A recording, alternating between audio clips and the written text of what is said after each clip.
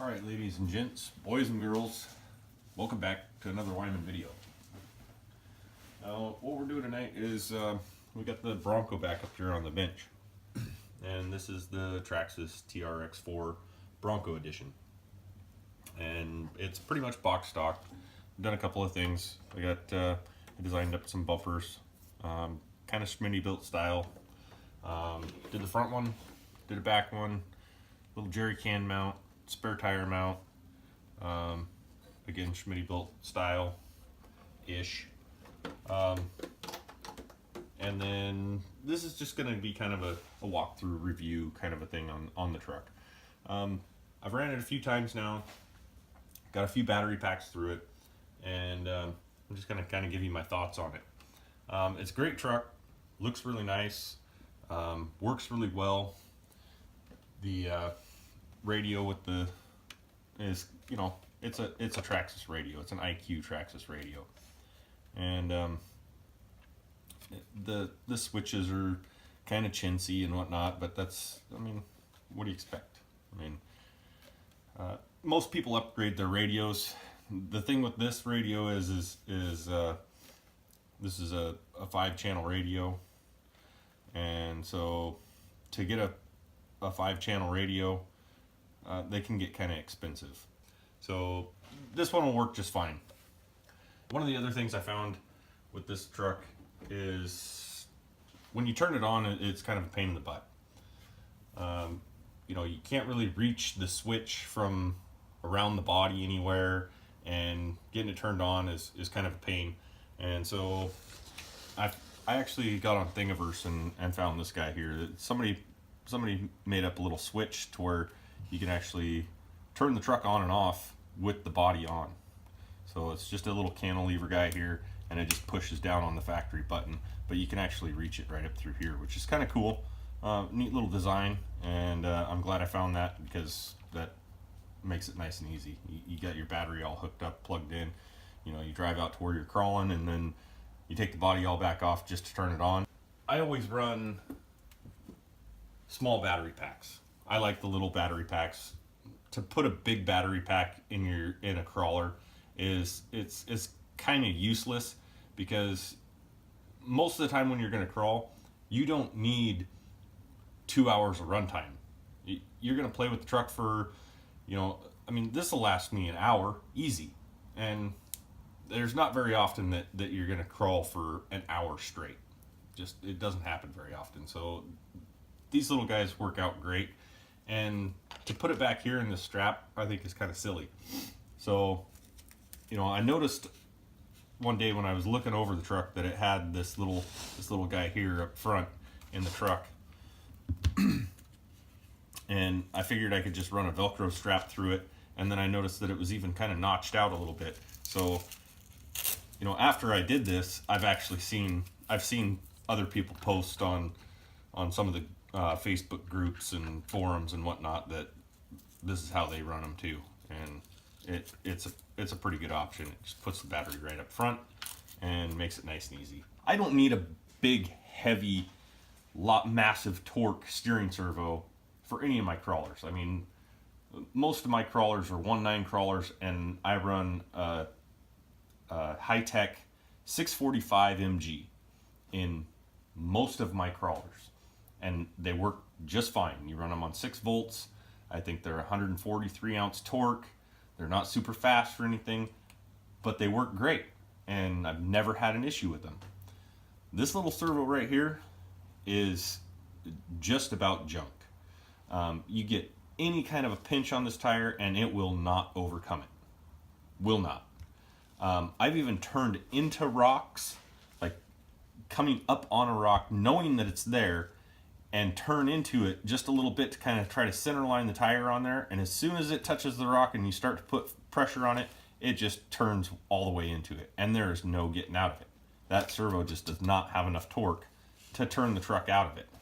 Won't do it. So if you're going to buy one of these trucks, to me, that's probably the first thing I would do. Just pull that guy out, toss it in the can, and there's tons of options out there that you can pick up a good steering servo for very inexpensive. But if you're buying this truck, I think you're buying it for the scale appearance. You're buying it for the locking and unlocking diffs, and you know, to buy a scaler for all of that stuff is, I mean, that's what you're buying it for. You're buying it for a scaler. Now, if you're buying this truck and thinking that you're going to pull it out of the box and go to a comp with it, this is not a comp truck out of the box. It's just, you know, even for a class 1 truck, it's not going to do it for you. Yeah, it's got tons of clearance. It's got 2 speeds, so you got tons of wheel speed. If you get in a spot where you're climbing a hill and you need wheel speed, you throw it in second gear, and yeah, it's gonna churn some dirt and it's gonna climb a hill pretty decent. But with the steering servo issue,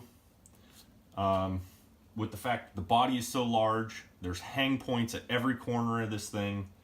The back of it, you know, for dropping down hills, this big tow hook thing sticking out of the back here, dropping off and catching on that. You know, even with the stock bumpers on there, that's still a catch point, and it's still going to hang you up, and it's still going to cost you points in the end. Getting caught on the front bumpers, the factory front bumpers are the same width as this bumper here, and I noticed that it gets caught on everything. In fact, I actually broke this. I've got a longer screw in it now because I snapped off the edge of it because I got it hung up on something really good. And you know, even the body itself, you take the bumper off altogether and you run with just the body on there, and the body has tons of hang up points on it. It's just a big wide body, big wide blocky body, and it's just not gonna be something you're gonna pull out of the box and take to a comp and be competitive with. If you're looking for something that you can pull right out of the box and show up at a comp and have a good time and actually compete a little bit, you know, you're gonna go an axial. You know, any of the SCX 10.2 chassis are gonna do you much better for just pulling it out of the box and running it. If you're not looking to pull it out of the box and run it at a comp, if you're just pulling it out of the box, you want something that looks really cool, has some really neat features, and you just want to play with it, show it off to your buddies, you know, whatnot, this is great. It's a cool truck. It definitely has its place, and it's a cool truck. But it definitely has some things that need to be addressed on it. And that steering servo to me is a big one. And I'm not huge on having mass amounts of power, torque, and stuff on a servo. And so for me to be that disappointed in that servo really says something, because I've run crap servos in my trucks and been just fine with them. So that thing is just, why Traxxas put that in there, I have no idea. I do really like the fact that it comes right out of the box. You can plug a 3-cell LiPo into it, and it works just fine. It never got hot on me. Even running in second gear, running in high gear for doing crawling and stuff, it never really got hot. It got warm, but it never really got hot. So I was actually kind of impressed with that. It handled the 3 cells, you know, and handled a lot of load on it for periods of time without cooking the thing. So I was impressed with that. The tires, you know, I've ran it in quite a few different situations, and the tires I was actually pretty impressed with. They're not a bad little tire. To me, it's not about having a specific tire for every situation.